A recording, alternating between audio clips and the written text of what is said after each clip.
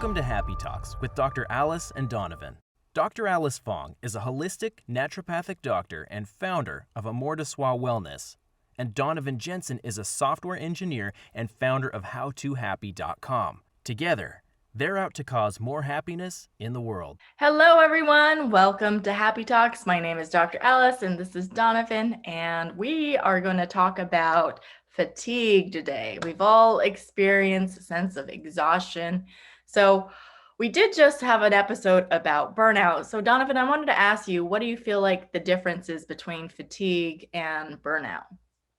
So the difference to me, and probably what we'll focus a lot on, is burnout in my mind is kind of something that is a result of work generally, or just having to continually do something that you're not really passionate about, or at least doing it in a way that's unsustainable. Mhm. The difference in fatigue for me is that it's a lot more of a physical thing, right? Like the way my life is set up can be really nice, and I can be doing all the things I enjoy and still kind of interact with the world in a way that fatigue builds up, and then I have to deal with it. Or on the flip side, like fatigue can be chronic, but can also be really short term. Whereas Mhm. burnout, I feel like it doesn't really just show up over the course of one day or 2 days.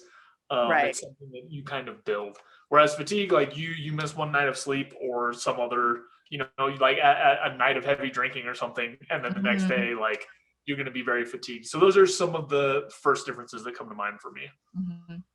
Yeah, no, that makes sense because I haven't been getting as much sleep these last few nights, so I'm feeling a sense of exhaustion, but I more or less support my well-being so I don't feel burnt out.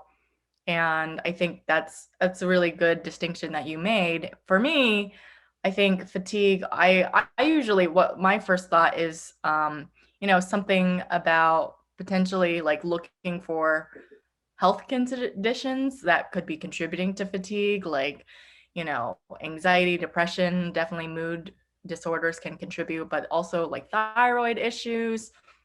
Maybe you have a vitamin D deficiency. Maybe you have an autoimmune condition or digestive issues. There's so many like factors that go into fatigue. So, when I see a client who was coming in for fatigue and they just want like a supplement, and I'm like, well, I need to find out what's wrong with you. And there's like a lot of possibilities of what, and so it's kind of like navigating through this puzzle in a way, because it's not just like, oh, just take vitamin D, but maybe that's not the problem. Maybe there's something else going on that we have to explore medically or in your own life, whether that's, maybe you're not sleeping well enough. Maybe you are like just switch jobs and you're really stressed out. So that's that looking at your life factors also matter too. Yeah, I think that's a really valuable point, is that fatigue is often a symptom, but doesn't really point to the root cause. Mm-hmm. Um, I guess there are times where it's pretty simple. Like like I was saying, like if you have a heavy night of drinking, like you kind of Yeah. know what caused that. Mm-hmm. But especially if you're running into like chronic fatigue or fatigue that's has question mark roots, Mm-hmm. um, I think that's like a great point to kind of look at a number of factors.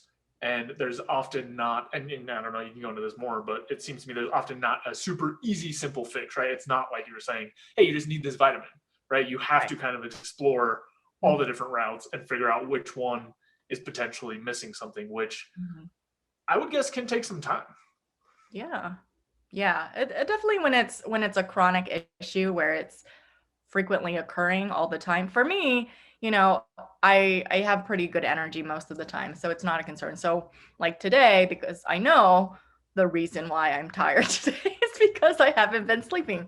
And I know I generally function better when I get like 7 to 8 hours a night. When it's less than 7 hours, then I start to feel this drag and I have to like think about what do I need to do about my life to make sure I need to like try to get to bed earlier and structure that as a routine. But when it is a chronic issue, and I see this a lot with people that I work with, it tends to be more of that puzzle, and so that's really where we got to look at all those different factors. Yeah, so I wanted to hone in on one of the pieces you said, Mm-hmm. which is that like you can start to feel it dragging on you or making a difference. Mm-hmm. So Mm-hmm. I'd be curious, when you have those kinds of days, um, what do you try to do, or where do you try to make room in your schedule, or how do you try to kind of unwind some of that? Hmm. If it's possible, if it's really impacting my ability to be present, I honestly was thinking of like canceling a meeting just to be able to take a nap. I'm not, but that thought crossed my brain a few times of just like, fatigue is a sign that there's something going on with your body that you need to address. And so it's just, fatigue isn't just like randomly happens. It's like, oh, you didn't get enough sleep, so you need some sleep. so yes, I might have to restructure my day, or I have to maybe like move things aside so I can feel energized, because I know when I'm fatigued, I feel like my brain is just so like blah. It's not like firing on all cylinders like it normally is, or I'm like go go go go go, and it's just a time, just like it's just an indicator that I need to rest and recover. And I've learned a lot to not push my body too hard after pushing it too hard for too many times in the past, where I've stretched the limit, where I know I'm like, no, if I feel tired, then sleep, because I will not like an example in med school, if I'm studying for exams and I'm like, I used to do this where I would go study until like 2 or 3 in the morning, and the study time between like 10 p.m. to 2 a.m. was really not that optimal, and I don't think I absorbed that much material in my head, and probably made my brain function worse because I'm tired. And so I'm bringing that, and so I learned after not doing so well in my first couple quarters that cramming until late in the night is not really great for my brain function. So it's much more effective for me to get that sleep than to study a couple more hours, is what I've discovered. So because of that, I prioritize sleep among a lot of things these days. Yeah, and I don't want to say, it's true for everyone, but I do think Yeah. that's generally true. Mm-hmm. That getting sleep drastically improves performance on Mm-hmm. just about everything. Yeah. I kind of had a similar journey or process Mm-hmm. where I would, push and push and push to try to get some stuff done. And to be fair, most of the time I was also wasting a bunch of time. So it would be like waste a bunch of time and then Right. stay up extra late to get all your stuff done that you should have done throughout the rest of the day. Been there, yep. And I had sort of the same experience where I would look back at the things that I had produced when I was feeling fatigued, and they just weren't as high quality. Sometimes, depending on how drained I was, it would be such bad quality that it was actually more work to try to fix the stuff that I had done in the time that I was so tired. So I learned, over the last few years or whatever, to kind of gauge the level of fatigue, right? So like for me, if it's just a little bit, I'm feeling a little tired, I'll try to probably just get to bed a little bit earlier. Yeah. And that one has always been true, Mm-hmm. but it took me a few years to learn that if it's heavier than that, so if it's like at this medium or like intense level of fatigue, that my performance in just about everything is going to drop. And I will try to find anything that I can in my schedule or calendar to just bump out and make that sleep up, because I know for me it's just so debilitating that it's not worth it. Again, like it took me a while of like reviewing my work between different times and years maybe of like on and off staying up to try to get things done, to recognize that is really not worth the trade-off. And one of the things I also learned was that something that may take me 4 or 5 hours when I'm fatigued might only take me 1 or 2 when I'm not. So as far as just efficiently using time, there's a lot of situations where it makes more sense to just rearrange the calendar. So nowadays, the only time that I don't do that is if it's something that can't easily be moved or can't be moved, or some sort of opportunity that is really important. And then I try to really pay attention to how often that stuff occurs. A few years ago, before I was paying attention to this, I'd be fatigued like 3, 4, 5 times a week. Now, maybe once a week, like if I don't sleep well or something else comes up. But for the most part, I've cleaned up a lot of my sleep hygiene, a lot of my other just general habits to try to build out that energy. And you mentioned before how you generally have like a pretty good balance of energy, a pretty good level of energy. I don't. Like if I mess up a little bit, I really feel it. Mm-hmm. So it has pushed me over the last few years to really get nice and tidy about a lot of these routines. Not perfect. It might sound like I am nowadays, but I'm not. Just relative to who I was in the past, Mm-hmm. it's much better. Yeah, no, I mean, I think it's not that I was naturally like an energetic person, kind of similar to you. It took a lot of like trial and error to get to a point where I feel like consistently pretty good energy, because I've identified that supporting my well-being is a major priority, that I need to do that to be able to function and do all the other things that I want to accomplish in my life.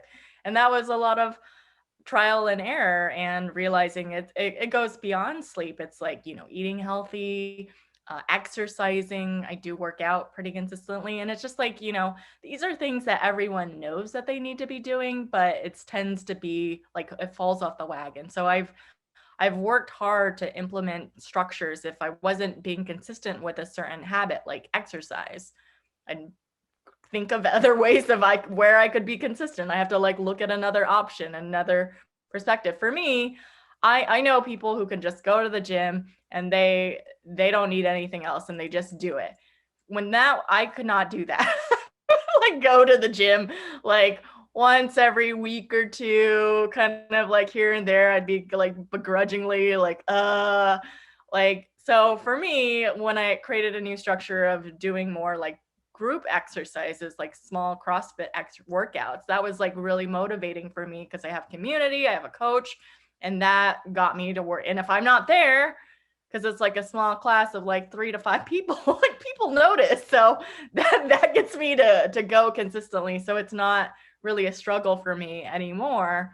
And that's made a big difference. It's just kind of like thinking of, I have to just constantly reinvent the wheel of thinking, okay, this structure is not working. What do I need to do to create a new structure that would work? And it's just like over the accumulation of experience, trial and error of years of doing that has led to that, to where I am normally. So yeah.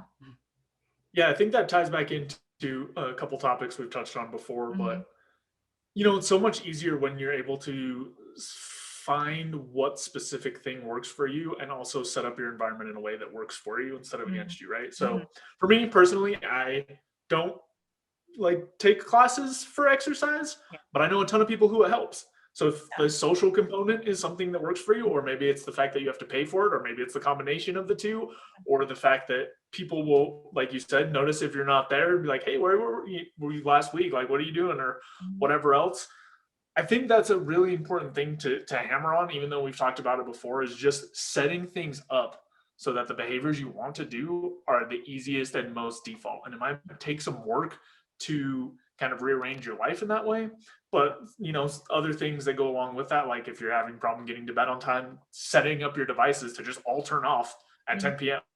Yeah. or your internet to go out at 10 p.m. And it might sound on the face of it a little like silly, right? I'm just like, oh man, like come on, I can do better than that. Like I can just go to bed on time.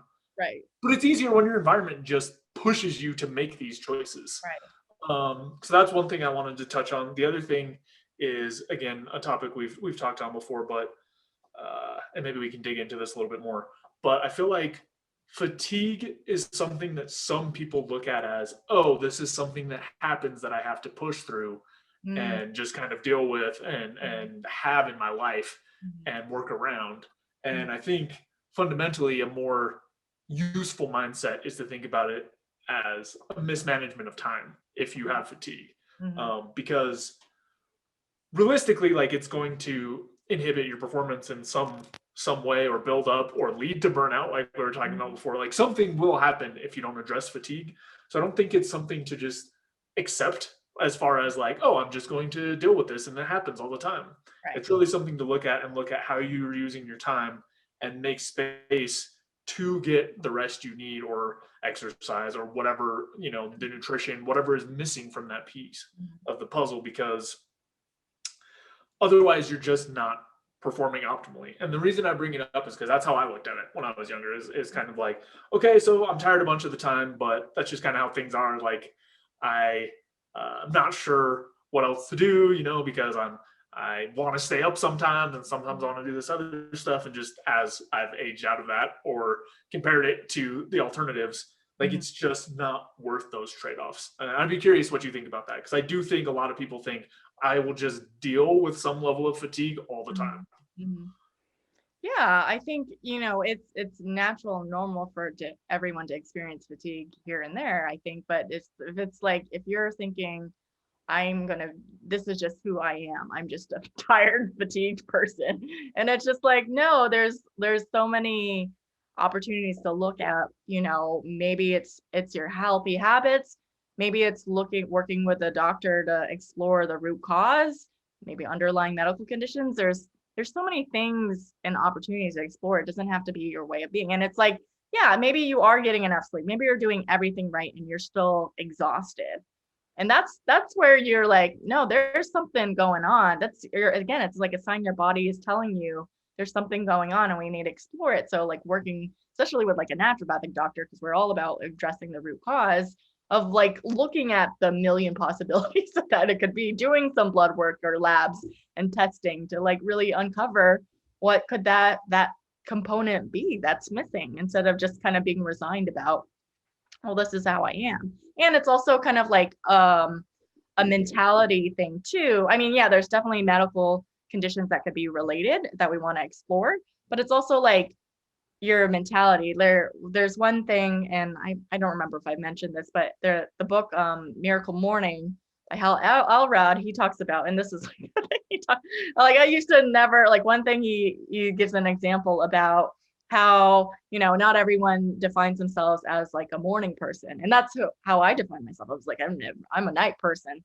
I hate mornings, kind of like, I wake up, I'm groggy, I'm tired, I'm like, and he used like running as an example of like, well, maybe not everyone's naturally a runner, but if you wake up every day, consistently run every day, and then maybe you do that, as long as even though you might hate it, but you take the action, like one day, maybe a few months, maybe it's a year, I don't know. One day you wake up and you're like, oh, I'm a runner. So it's like taking those consistent actions. And like, if you're like, oh, well, I'm just a tired person, same thing, you're not taking the actions consistent with what an energized person would take, then that's an opportunity to look. And I know the various activities and what can like ramp, like for today, I can't go take a nap because I got some important things I got to do today and I got to present in front of people. So it's just like, no, I cannot just like go take a nap right now. So I know like what amps me up is actually having an engaging conversation with people, if that helps ramp me up, or,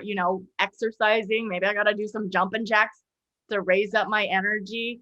Maybe I have to like scream really loud, just like, I don't know. I just gotta like, I know I gotta do like some actions instead of being like, oh, this couch looks so comfortable. I'll just there.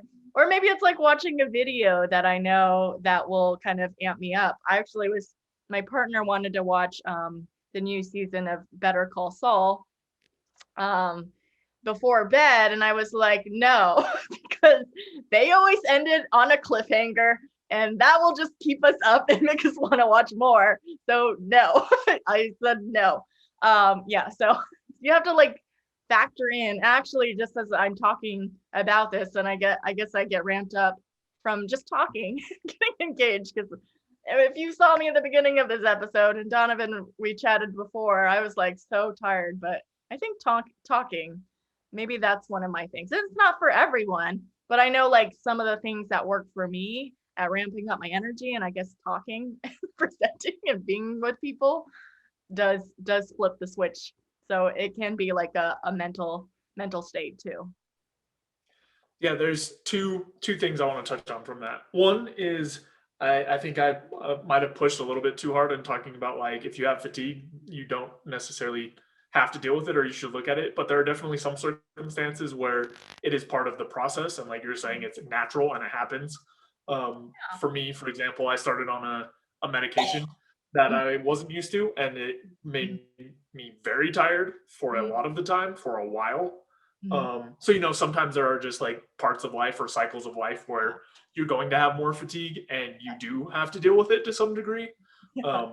Mostly I meant, you know, don't just give up, like you were saying, like Yeah. explore all the avenues that are available to you, because especially if you're doing things like identifying with it, like you were talking about, where like I'm just a night person, so I'm just going to be tired all the time because my job makes me get up early. Mhm. Like that pathway is one that's not particularly productive, and that's kind of what I was trying to push back against, because I personally was in that camp before of like, oh, well, I'm a night person, so when I have to get up super early for school or for work or whatever, like that's not my fault. That's the world's fault imposing itself on me. Yeah. Back when I was a different person. Mhm. Um, the other thing that I wanted to bring up, what was it? I'm gonna let you go for a second because I need to remember what it was. Yeah, no, I mean, I just want to emphasize that point you made was really important and relevant, is just kind of taking ownership and responsibility of the thing because I think that makes a big difference in your perception of like, oh, I remember in med school I had like 8 a.m. Biochemistry class like 4 days a week, and I was just so resentful of that. It's like, why do they have to make it at 8 a.m.? Because that means I have to get up at 7, and I don't want to get up at 7 because I'm not a morning person. My brain's not functioning yet. And I think if I actually took the time to like shift my perception of the thing and take ownership of like, oh, well, I am kind of like procrastinating. I am on Facebook. I am like going to bed late. That's why I'm tired. And I shouldn't be resentful because that's just the situation and I can't do anything about it. Doesn't change anything. It just doesn't, it's not productive for me to like hum and haw about it. Honestly, it's like if I want it to work for me, then I've got to figure out how I need to adjust.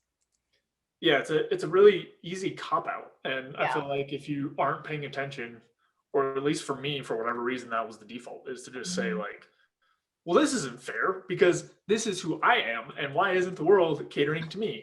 And Right. I just feel like it's a very uh, weak position to come from. Like, it's just not going to serve you, right? Yeah. Like, it's not going to do anything for you, like you said. Mhm. I remembered what the other thing that I was going to talk about, Oh, yeah. which is when you highlighted ways to ramp up your energy. Mhm. Um, you know, there are going to be times when you have to deal with some level of fatigue. And I Mhm. think that's a really great strategy to help get through those things. If Mhm. there's something that you can do to bolster your energy in the interim between where you are now and when you can actually get some more rest or Mhm. release some endorphins from exercise or whatever else. Mhm. Um, there are a lot of relatively small, quick things that you can do to boost your energy. Talking to people, you said, is one for you. It's going to differ per person. I like to listen to music, Mhm. Oh, like yeah. really fast-paced music, high volume. Mhm. If I need a little energy boost, I also get some energy out of talking to people if it's Mhm. not for too long and drains me out. Well, But it does have to, it depends on the person.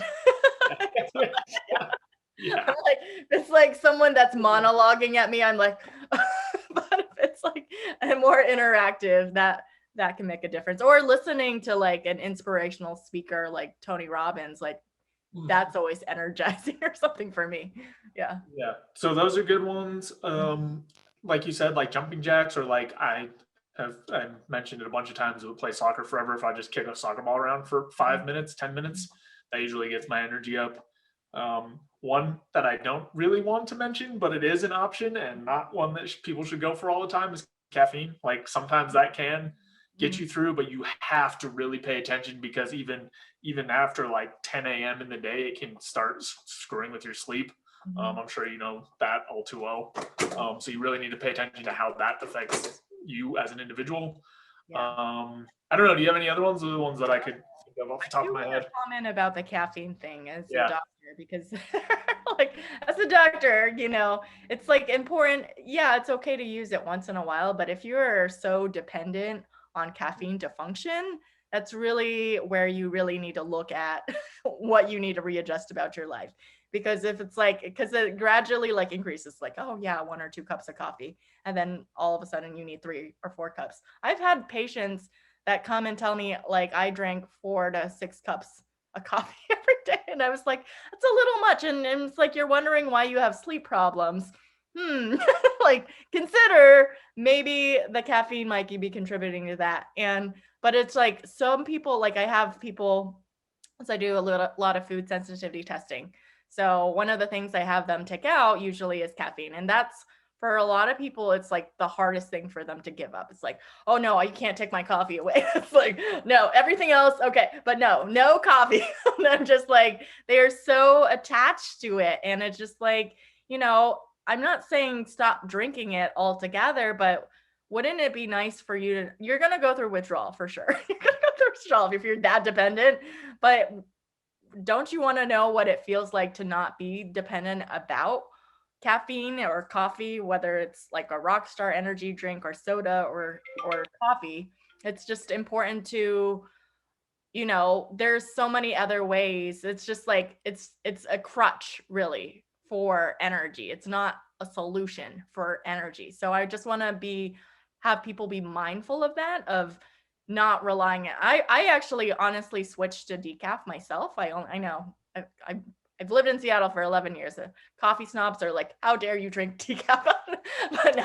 But I know for myself, because I have eliminated coffee multiple times. And I just decided I like the comfort. Coffee is like comfort and soothing. So I do like coffee, but I'm okay with, I like the taste. I don't drink it for the caffeine, because for me, I feel like it stopped giving me energy. And maybe it's like a placebo effect for some people, of like, they need that coffee for the energy.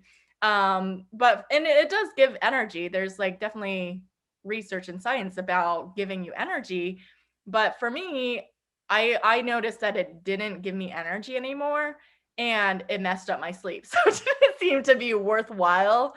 And it also, there are some health benefits to coffee, but not if you like throw in a bunch of cream and sugar. But outside of that, there are things to like consider, like repercussions of like too much caffeine. Like once in a while, you might be okay, but it's a slippery slope. So you got to be careful. Yeah, no, I definitely agree with that. And I wanted to make that clear as well, because I think there are a lot of people who are in this cycle of wake up, have your caffeinated beverage. We'll just say coffee to keep it simple. You have coffee in the morning, then you start dragging at 2 or 3.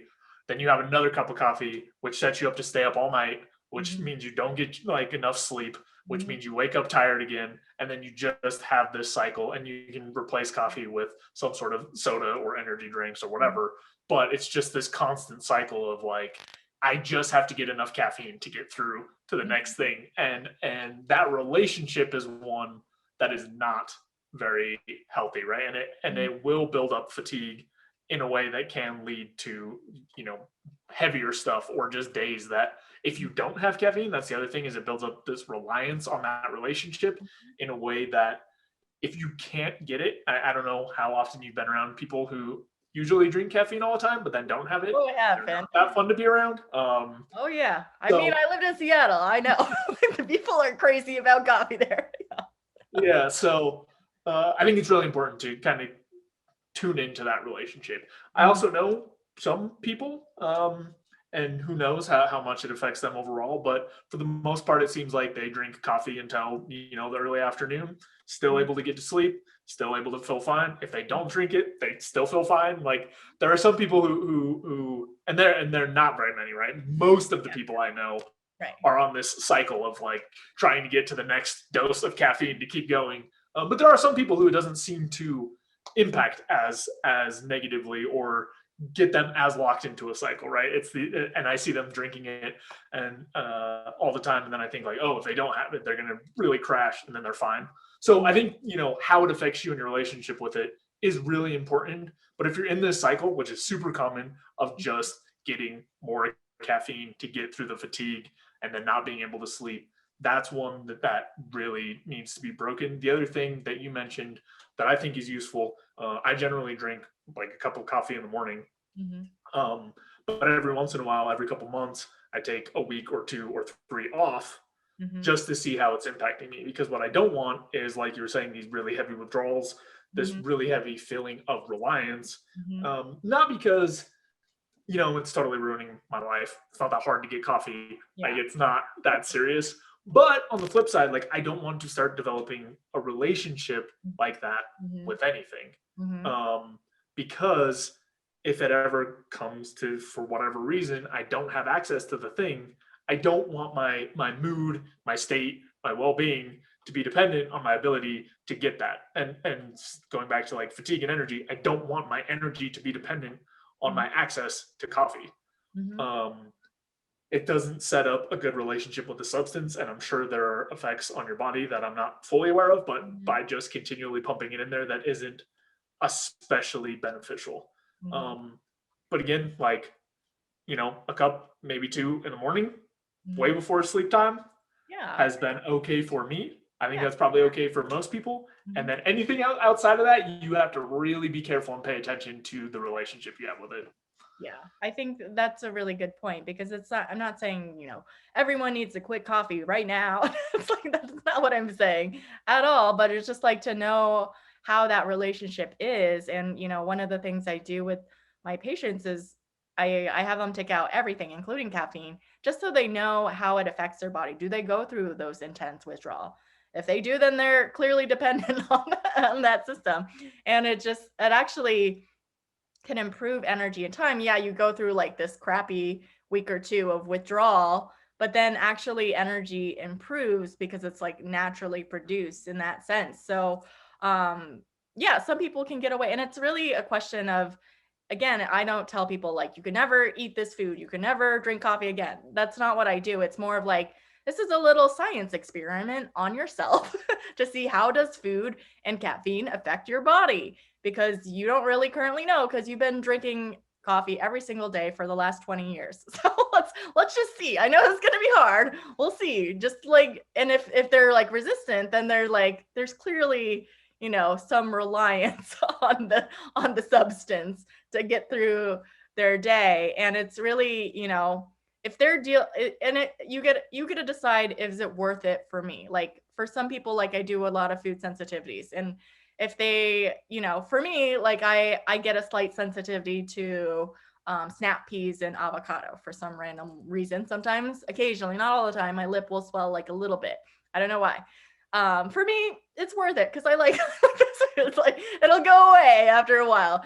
And but for other people, if they have dairy or something like that, and they have massive exploding diarrhea or something, and I'm like, yeah, maybe that's not worth it. But you get to determine that, not me. You get to determine, is it worth it or not. So if caffeine is causing you like headaches, like jitteriness, you can't sleep, you have digestive issues, if it's causing like a bunch of issues for you, then you got to decide, is it worth it for me to continue doing this? And if you're not willing to experiment and try, then you're clearly dependent, and you will never know if, like, hey, maybe my sleep might improve if I cut it out. I don't know until you try. Yeah, and that goes along perfectly, I think, with kind of my journey with it, Mhm. because there was a point, and I think this is actually pretty common too, but there was a point where I was drinking a lot of caffeine, Mhm. and not only, like, it wasn't giving me any energy, it Yeah. was just making me not able to sleep. I was still exhausted and just barely awake. I don't know a good way to describe it, but I mean, it was just this like, okay, I can't sleep now, Yeah. still exhausted. It's not doing anything for me. And when Right. I got to that point, I realized I wanted to reevaluate that relationship. And it was only through completely weaning off of it. And maybe this is something to highlight on. When I was at that point of drinking a ton of caffeine every day, um, I didn't want to go cold turkey, not because I didn't want to stop drinking it, but just because the I knew that the withdrawal would be dramatic. So that's one other point to make here, I guess, is if you do want to go down, you can start by just paying attention to how much you're having. I think I was around like 6 cups, which isn't the most I've heard, but it's still pretty high. It's pretty. Anyway, I started paying attention to my intake, and then just like slowly every week knocking that down, and then doing things like switching to half decaf, half calf, things like that to kind of work my way down. Anyway, it was only through that process that I kind of realized what balance actually works for me, what places caffeine actually is nice and useful for me, or when coffee is appropriate for me or helpful for me, and when it's not. So it's through that process that I found that, up until noon probably is all right. And 1 to 3 cups. Anything more than that, I start getting some stuff I don't like. Any later than that, it starts messing with my sleep schedule. Mhm.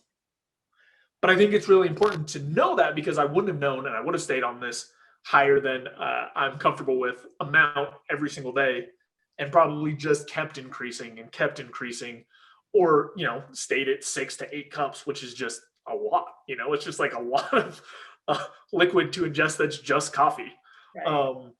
So I think that's one of the valuable things about tapering off and going down to 0 for a period of time, Yeah. is you get to see, okay, what is it that I actually enjoyed, and what is it that I'm doing just because I was doing it? That extra 3 to 5 cups at the second half of the day, I was just doing out of habit, and it wasn't Mhm. adding anything, and it was subtracting a lot. Mhm. Mhm. Yeah, I think it's important to pay attention to the quantity that you're consuming, absolutely, and to pay attention to the timing to figure out what that timing works best for you. Because for me, I mean, I don't even drink caffeinated coffee rarely these days anymore. But yeah, even when I did, I was just like, yeah, I have a hard stop after 12. It's like, no, because I know that's gonna mess up my sleep and that's not worth it. And yeah, limiting it to like 1 or 2 cups, I think at the most. But I was also not drinking it every day consistently. So I think that was another thing to be like, oh, am I doing it every day? Which I think is why I can stop at 1 or 2, like, and be fine. But yeah, I think it's just really being mindful of your habits and your consumption to really pay attention to that. Yeah. Do you have any other thoughts about ways to boost up your energy, as far as, if people are pretty good with their habits? Do you have any other tips or ideas? Let's see. I guess at a generic level, right? Mm-hmm. The main way I've found to boost energy is to find something that you enjoy, Mm-hmm. even if it's only for a couple minutes, and inject that into your day. Something that genuinely lights you up, Yeah. even if that's not the activity you need to do or the one that's going to happen next. Right.